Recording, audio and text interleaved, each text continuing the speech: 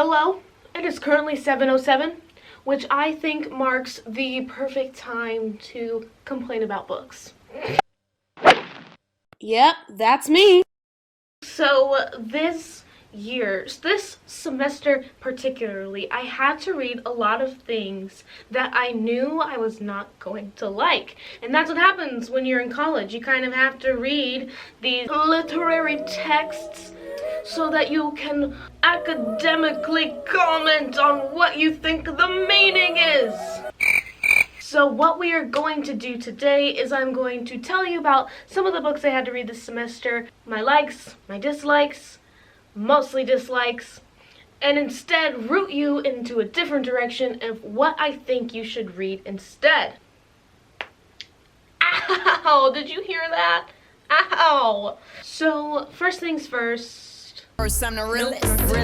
So, I took a young adult literature class this semester, and I was like, this is gonna be so much fun. I'm already like an expert on the topic.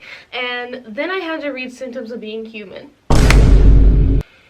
which is a book that fills me with so much rage that I wrote a paper about it that my professor thought was so good, she wants to publish it. So, moral of the story, sometimes you gotta read an awful book that fills you with rage so you can fuel that rage into something productive. And that's exactly what we did. But Symptoms of Being a Human follows this character named Riley. Throughout the narrative, Riley's gender is never disclosed. You never know their birth sex.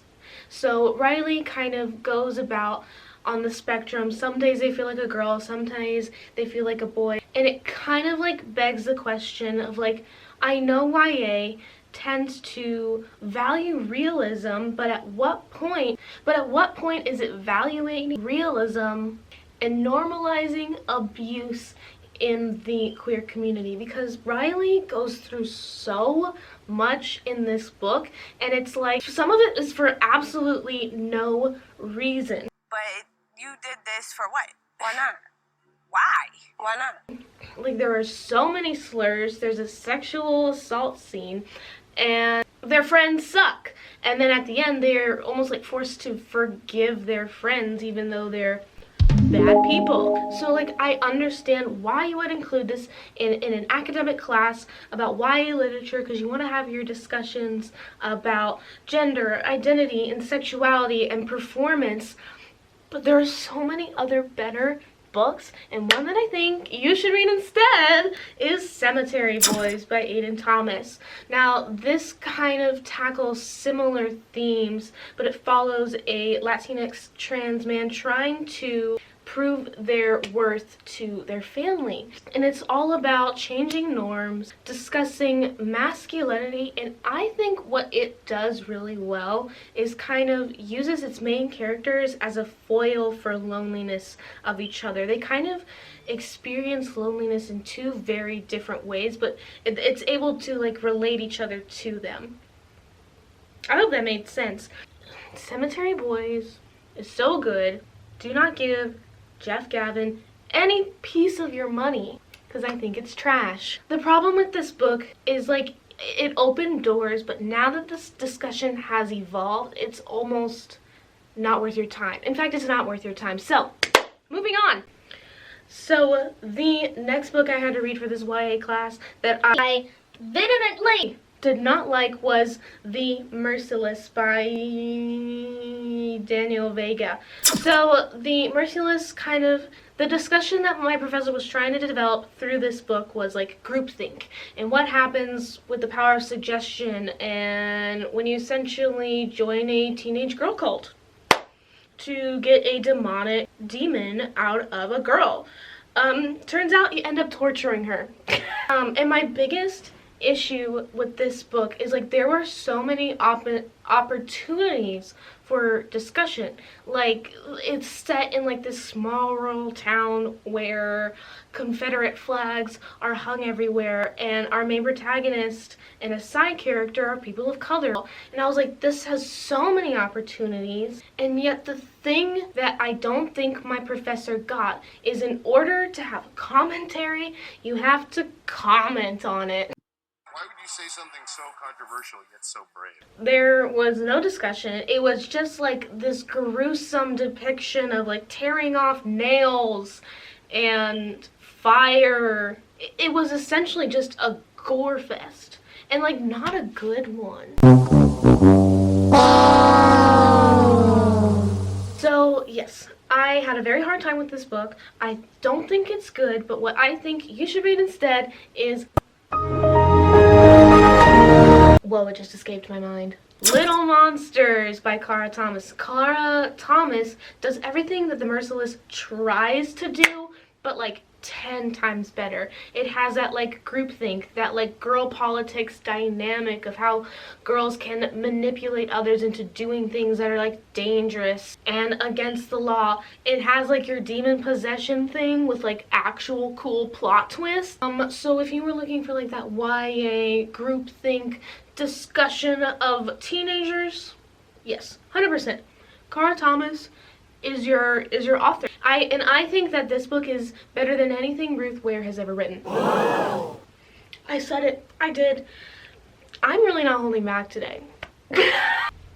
So now we are kind of moving away from the young adult class and discussing the books that I had to read for this class called the American Novel. So obviously, in a class called The American Novel, we are obviously going to be talking about Hawthorne, which I embarrassingly in my essay forgot the E. It's Hawthorne.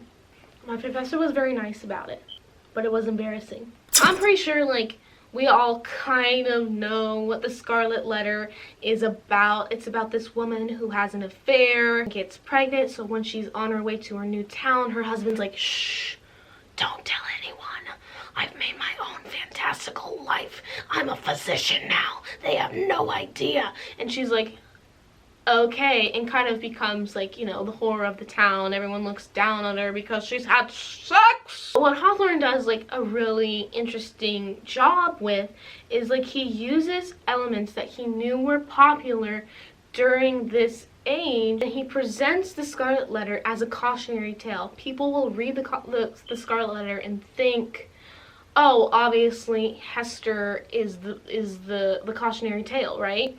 Like, you're not supposed to follow her actions, but instead incites in commentary about like why we should separate church and state, because Hester is a part of this community where literally like the religious figures of the town are also the judges of the courts, and so like Hester's crime is not treated as a misstep of personhood. It's a misstep that she did against God and all this sort of thing, so she gets punished more highly and all this sort of stuff. And it's I think it's interesting and it's still relevant. And he also talks about how like authority figures are also not saints, infallible too.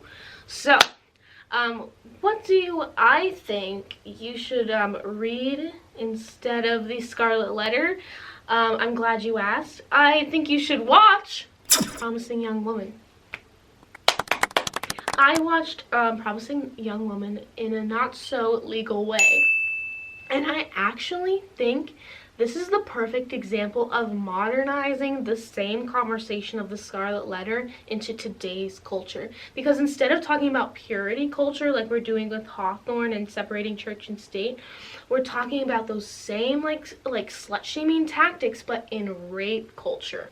What I think the film does really well is it takes like the archetype of the nice guy or the funny guy and subverts it, because the casting of this movie was really well done, because everybody is kind of super well known in the comedy world, so it kind of like has that same discussion, but instead of analyzing like religious political figures who are crippled with guilt, it talks about like the funny average white man. And I was like, the parallels are there. Hawthorne is still in society, but we've modernized the discussion, and now we're talking about rape culture, and I'm not mad about it. So the next book I want to talk about is a book called My Antonia, which is a book I actually enjoyed. I don't want you to get a wrong idea, but it basically follows this guy whose name is Jim. And one day, as he's living his life in New York, his friend is like, hey, you talk about this chick named Antonia, like, a lot. Have you ever thought about writing about her, because you're a writer? And he's like, no, I haven't. But then, like, a couple days later, literally returns with this 5-chapter book about her. So it's like this frame narrative that analyzes, like, the childhood of the pioneers, like, you know, like 1830s Nebraska, farming culture, kind of social politics, and romanticizing your first childhood love. So yeah, so this guy named Jim grows up and lives next to this immigrant family that I think migrated from Russia, and it kind of just follows him as he grows up, admires Antonia, dances with her, and then inevitably loses his shot. But to be frank, he never did shoot a shot. Now in this novel, we really see that Jim could learn a lesson from Michael, because you miss 100% of the shots you don't take, bro.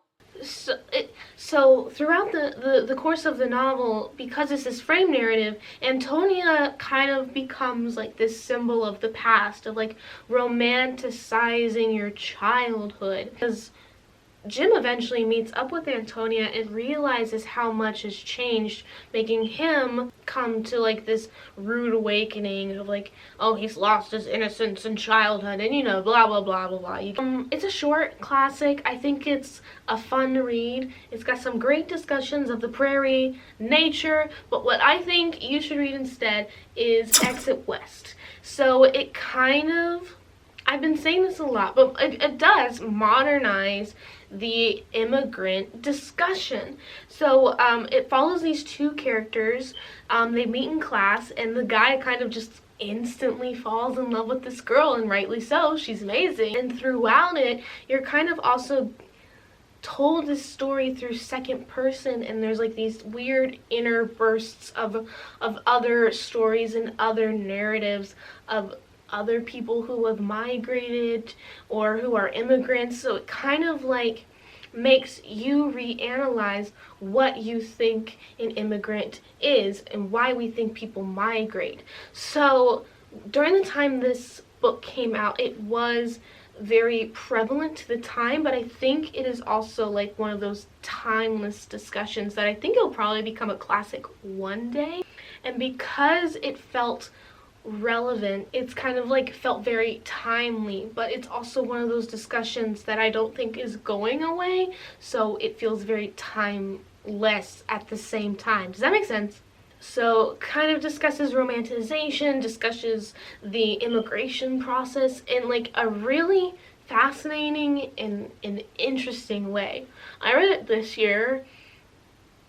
Super good.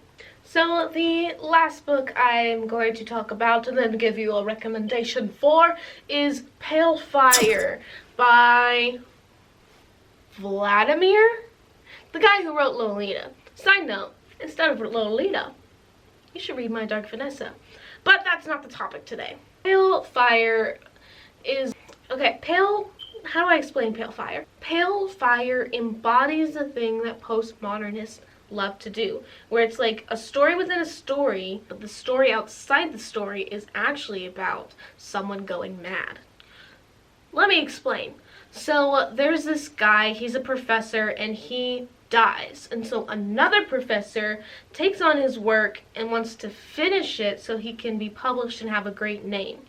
But the trouble with this professor who's alive is he kind of butchers the dead professor's like art and makes it a story that focuses on him and his story, and you kind of notice his descent into madness. There are a lot of clues throughout the narrative that are like, hey, this guy isn't mentally well, and also possibly a stalker, where I don't think you're supposed to feel bad for him, because the two stories, the poem and then the commentary on the poem, show like very different interactions with life, and both professors have the struggle with like a depression and loneliness, but one is able to accept his fatalities, and the other one is kind of doomed to be destroyed by his own fatalities. So they're kind of just like a foil for each other. One's optimistic, one's pessimistic, one is loved by everyone, one is hated, all this sort of stuff. Did I enjoy it? No. That was one that I really struggled with, and then when I finally wrote that paper, I was like, oh, get her out of here. So what I think you should read instead is Ship of Theseus, which kind of like does that thing that postmodernists do, but in this one, there's a story within a story within a story. This book is about these two students who keep checking out this book called The Ship of Theseus, and within the margins they're kind of making notes about what they're reading, each other, and they kind of bloom this sort of romance.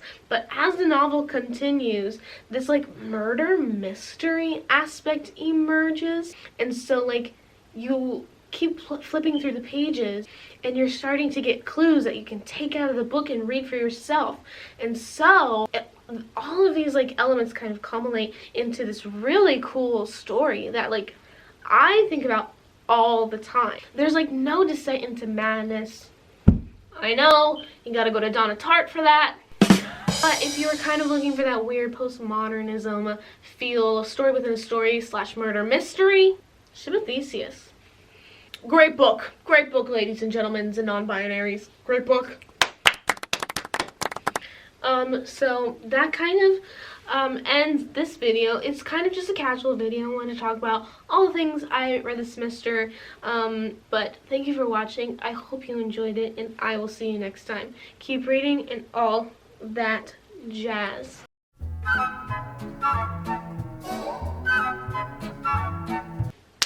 I'm an idiot. I have to burp. Oh my gosh, I'm so sorry. So, Light, you have to come back to me. So, ow, I hit my glasses. So, ow. So, ow. I was over dramatic about it, sorry. Story. Wait, I got that wrong. So, we have to look studious.